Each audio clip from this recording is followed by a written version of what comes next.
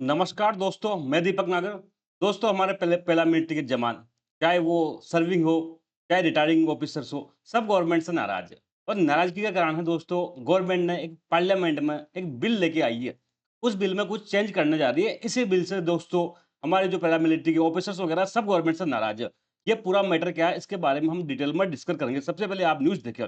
Rajya Sabha takes up central armed police forces bill 2026। Basically government ने CAPF central armed police force bill 2026 को introduce किया है और राज्यसभा में इस पर डिस्कशन जारी है। तो दोस्तों इसी बिल को लेकर भारत में जितने भी आर्म्ड पुलिस फोर्सेज के जवान हैं या फिर ऑफिसर्स हैं, सब नाराज है गवर्नमेंट से। वो क्या है वो तो हम आगे देखेंगे। लेकिन अभी फिलहाल के लिए आप ये न्यूज देखें। इसके बाद सेकंड न्यूज देखिए, सीएपीएफ बिल 2026 कंट्रोवर्सी। काफी दोस्तों लगभग एक आध महीने से ये कंट्रोवर्सी चल रही है। लेकिन दोस्तों अभी धीरे धीरे बढ़ रही है। फाइनल गवर्नमेंट ने इसमें पीछे कदम नहीं उठा रही। पहले चल रहा था कि बिल लेके आएगी, लेकिन बिल आ चुका है, पार्लियामेंट में रखा जा चुका है और लोकसभा राज्यसभा में उस पर डिबेट जारी है। जल्दी हो सकता है उसमें वोटिंग होगी। अपोजिशन भी दोस्तों इस बिल का विरोध कर रहा है। आप देखें यहाँ मनोज झा जी आरजेडी पार्टी से wants against domain passing rises this big question.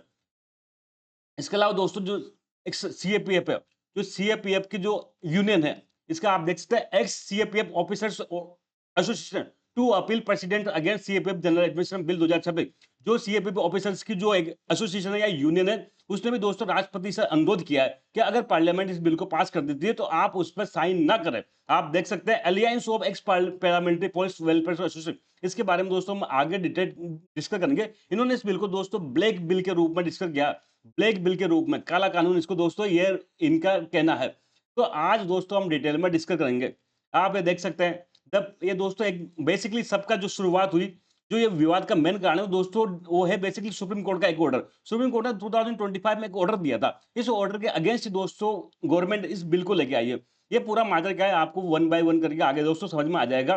तो सबसे पहले दोस्तों हम जो बेसिक इस बिल का पूरा नाम है central armed police forces general administration bill, CAPF GA bill 2026 central armed police forces 2026 bill. तो आपने न्यूज़ देख लिया दोस्तों, government introduce CAPF general admission bill 2026 in parliament and discussion is going on in Rajya Sabha. भाई गवर्नमेंट ने क्या किया, ये बिल पार्लियामेंट में टेबल कर दिया और राज्यसभा में इस पर डिस्कशन जारी है। मैंने जैसा कि आपको लेटेस्ट में दिखा।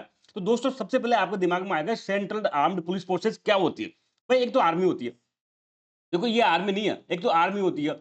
आर्मी होती है हमारी, नेवी होती है, हमारी एयरफोर्स होती है। ये तो दोस्तों रेगुलर जो हमारी सेना टाइप होती है वो होती है। लेकिन दोस्तों ये आर्मी नहीं है। आप सबने एक वर्ड सुना होगा पैरामिलिट्री। क्या होता है पैरामिलिट्री या अर्धसैन्य बल। तो दोस्तों ये जो सीएपीएफ है, ये basically paramilitary day to day का हम शब्द इस्तेमाल करते हैं। इसका सही नाम क्या है, CAPF central armed police forces, या इसको कई लोग पैरामिलिट्री भी कह देते हैं। तो बेसिकली इंडिया में टोटल 7 सिक्योरिटी फोर्सेज है, जिनको मिला के क्या बनता है सेंट्रल आर्म्ड पुलिस फोर्सेज बनता है। आप सबने नाम सुना होगा Assam rifles, Assam rifle, border security force BSF, central reserve police force CRPF.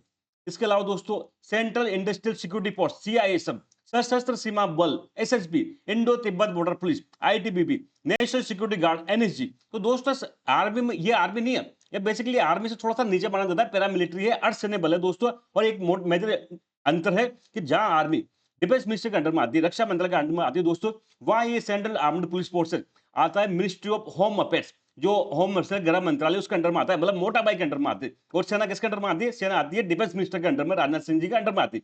ये दोस्तों जो ये सेवन जो सेंट्रल आर्म्ड पुलिस फोर्स है, इनका मेन काम क्या होता है, एक तो इंटरनल सिक्योरिटी मेंटेन करना। ये कोई इलेक्शन होता है वहां जाते हैं। अभी नक्सलाइट को लड़ने में सीआरपीएफ का बड़ा इंपोर्टेंस भूमिका है, चुनाव में या और अन्य कई सारे जो इंटरनल की जितनी प्रॉब्लम आती है उस डिसास्टर मैनेजमेंट में, ये सब दोस्तों ये देखते हैं। बॉर्डर गार्डिंग आपने देखा होगा, असम राइफल या बीएसएफ वगैरह पाकिस्तान के साथ बॉर्डर को क्या करते हैं, प्रोटेक्ट करते हैं। एंड काउंटर एजेंसी नक्सलवाद को लड़ने में, इसमें दोस्तों ये मेजर भूमिका निभाती है।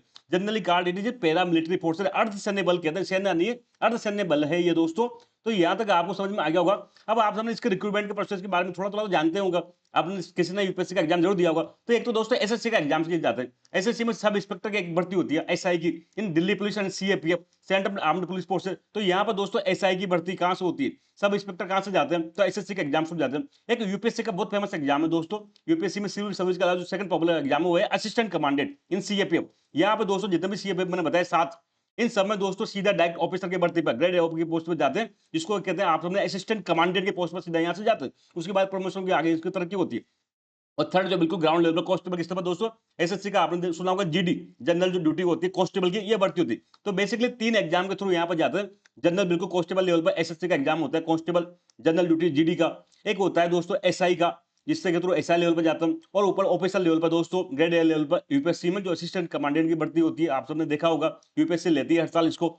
इसके अलावा दोस्तों अगर आप यूपीएससी से जाते हैं तो इसमें ऑफिसर्स के रूप में दोस्तों सीएपीएफ में सबसे जो बेसिक पोस्ट होती है वो असिस्टेंट कमांडेंट होती है, सीधा असिस्टेंट कमांडेंट के रूप में भर्ती होता है। उसके बाद प्रमोशन के दोस्तों डिप्टी कमांडेंट बनते हैं, डीसी, एसीडीसी, फिर उसके बाद कमांडेंट बनते हैं, फिर उसके बाद सीनियर कमांडेंट बनते हैं, फिर उसके बाद डिप्टी इंस्पेक्टर जनरल, जिसको डीआईजी कहते हैं, उस पे होता है। फिर दोस्तों आईजी, इंस्पेक्टर जनरल आईजी बनते हैं, और फिर एडिशनल डायरेक्टर जनरल और डायरेक्टर जनरल। इस प्रकार से दोस्तों इसमें प्रमोशन की हियरार्की है। आई होप आपको समझ में आ रही होगी, अभी तक आपको कोई दिक्कत नहीं होनी चाहिए। ऐसे में भर्ती हुआ प्रमोशन में डीआई, डीजी, डीसी बने, फिर कमांडेंट बने। हो सकता है देखो सातों में एक जैसा न हो प्रमोशन चले, लेकिन मोटा मोटी यही है। फिर डीआईजी बनेगा, फिर आईजी बनेंगे, फिर एडीजी, एडीजी बनेंगे, फिर डायरेक्टर जनरल बनेंगे। लेकिन दोस्तों जो प्रमोशन है, मैंने बताया assistant commandant, deputy commandant, commandant, तो यहां तक तो कोई दिक्कत नहीं है। लेकिन दोस्तों जो समस्या आ रही है वो है जो जो टॉप पोस्ट है भाई, जो सीएफ के टॉप पोस्ट क्या शुरू होते हैं डीआईजी से। तो यार डीआईजी पे दोस्तों ये जो एससी पे बना ना, सीएपीएफ से एग्जाम से रिक्रूट में हो, इसको दोस्तों तो कम प्रायोरिटी मिलती है बनिस्पत आईपीएस ऑफिसर। सारा जो ये विवाद का कारण है वो IPS versus IPS lobby versus जो सीएपी ऑफिसर है ना, इसके बीच के टकरार का मामला है दोस्तों।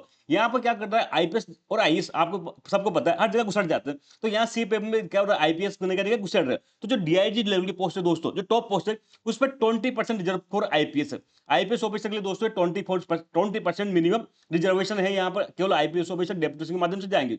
इसके बाद दोस्तों इससे प्रमोशन होता है आईजी पर, इंस्पेक्टर जनरल पर। तो दोस्तों इंस्पेक्टर जनरल पर 50% जो सीटें हैं वो रिजर्व किसके लिए, आईपीएस ऑफिसर के लिए डेप्यूटेशन के माध्यम से। उसके बाद एडीजी, एडिशनल डायरेक्टर जनरल, और डीजी, ये भी दोस्तों मोटा मोटी तौर पर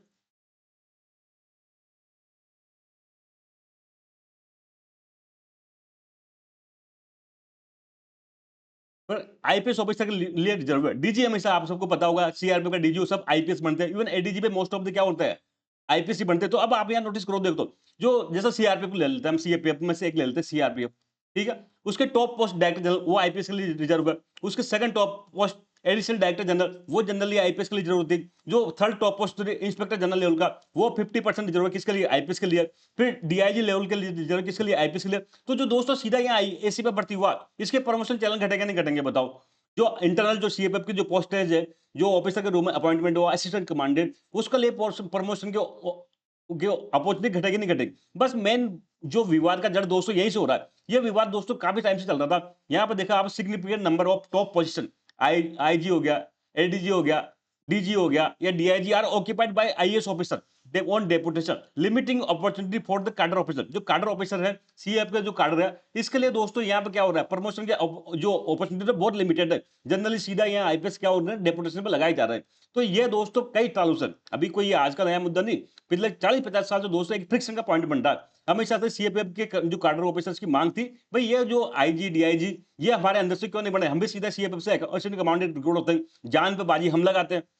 भाई कितने असिस्टेंट कमांडेंट, डिप्टी कमांडेंट शहीद हुए हैं, मार्टियल हुए हैं, नेक्स्ट लेवल से लड़ते हुए, नॉर्थ ईस्ट में लड़ते हुए। तो जान की बाजी हम लगाए। जब टॉप पोस्ट पर बैठ कर ऑफिस चलाने की बारी आए, तो फिर आईपीएस ऑफिसर को ऐसा क्यों। तो इसलिए इनके कई सालों से मांग थी दोस्तों।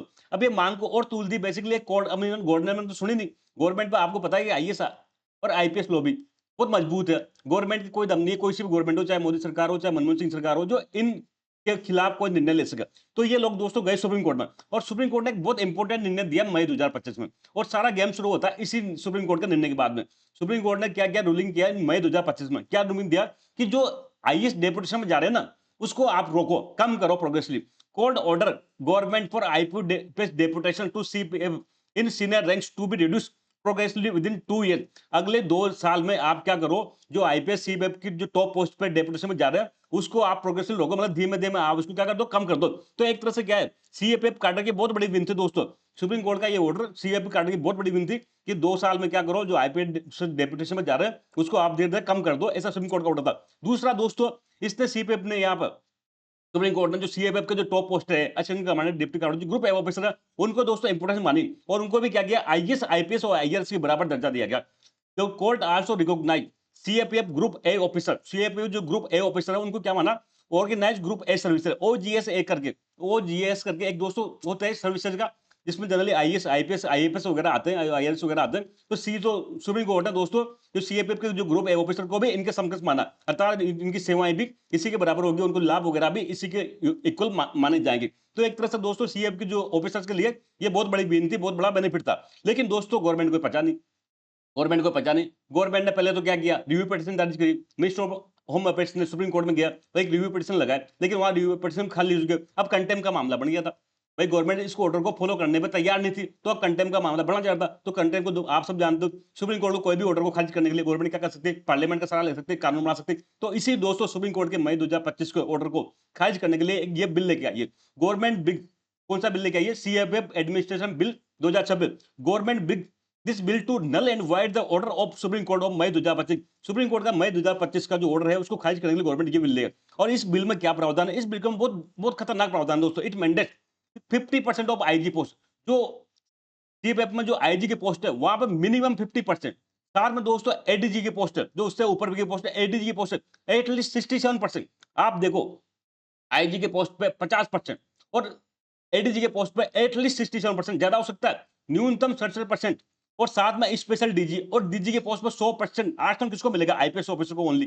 भाई ये बिल क्या मेंटेन करता है कि आईजी की पोस्ट पर 50%, एडीजी की पोस्ट पर न्यूनतम 67% और जो स्पेशल डीजी और डीजी की पोस्ट पर 100%। जो पोस्ट किसके द्वारा भरी जाएगी, तो आईपीएस ऑफिसर के द्वारा भरी जाएगी। तो ये दोस्तों अगर इसके द्वारा भरी जाएगी तो फिर सीएपीएफ के ऑफिसर्स क्या करेंगे। इसलिए दोस्तों सीएपीएफ की जो यूनियंस वगैरह इसका विरोध कर रही है।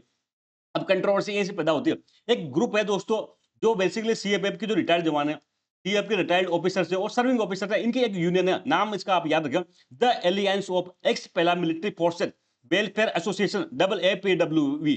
इंपोर्टेंट नाम है दोस्तों, the alliance of ex paramilitary forces welfare association, AAPWA, termed it as black bill. इस दोस्तों ये जो AAPW है बेसिकली एक एसोसिएशन है जो पैरामिलिट्री रिटायर्ड ऑफिसर्स वगैरह की बना के हुई है। इसने दोस्तों इस बिल को एक ब्लैक बिल के रूप में दिखाया, काला बिल है दोस्तों। ये आजाद भारत के इतिहास में क्या है, पैरामिलिट्री के जवानों के लिए एक बहुत बड़ा धोखा है। This bill is fundamentally detrimental to the morale career progression and leadership of the CF.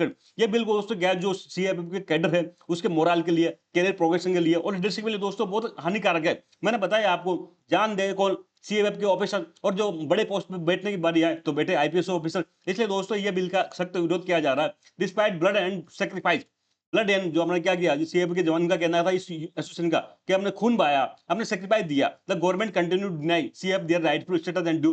Government क्या करने जा रही है, जो अपना सीएफ की जो राइटफुल स्टेटस बनती है, राइटफुल ड्यू बनती है, उसको ये डिनाई कर रही है। दोस्तों आई होप आपको ये पूरा मैटर समझ में आया होगा। हम जल्द मिलेंगे, तब तक थैंक यू। जय हिंद दोस्तों।